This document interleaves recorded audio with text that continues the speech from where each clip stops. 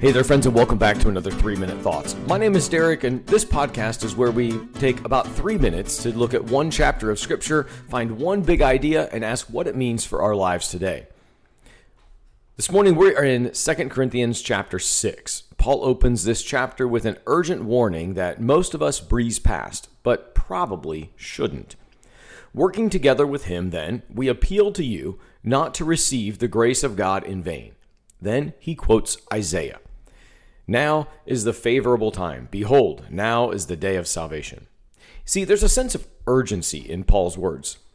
Grace is never meant to remain an interesting idea or some theological category. It's meant to reshape our lives. Paul isn't suggesting we earn God's favor, not by any means. He's saying that genuine grace produces genuine change. To receive God's grace without allowing it to transform how we live is to miss what grace was given to accomplish in the first place. Then Paul points to his own life, not as a boasting mechanism, but to defend the authenticity of his ministry. He doesn't list his degrees or accomplishments or impressive statistics. He lists afflictions, hardships, beatings, imprisonments, sleepless nights, and hunger. Yet alongside those trials are found purity, patience, kindness, genuine love, truthful speech, and the power of God. His credentials are not found in comfort. They are found in endurance. That should challenge the way we think about spiritual maturity. We often assume God's blessing looks like ease and success. Paul says it often looks like faithful perseverance. He describes himself as a sorrowful, yet always rejoicing, poor, yet making many rich, having nothing, yet possessing everything.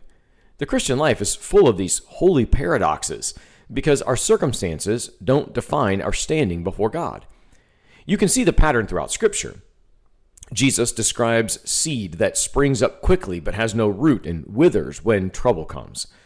Ananias and Sapphira looked faithful on the outside while hiding a divided heart.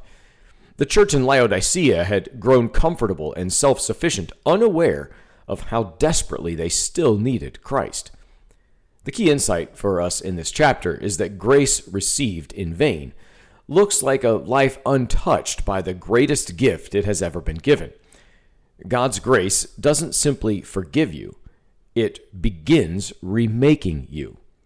So a few questions for us to think about as we try to apply this chapter to our lives today. Is there an area of my life that my faith hasn't really touched, where grace has not produced change yet? Another question, what does urgency look like for me right now? Not panic, but the recognition that today actually matters. Paul's words still echo today. Now is the favorable time. Now is the day of salvation. Be well, friends.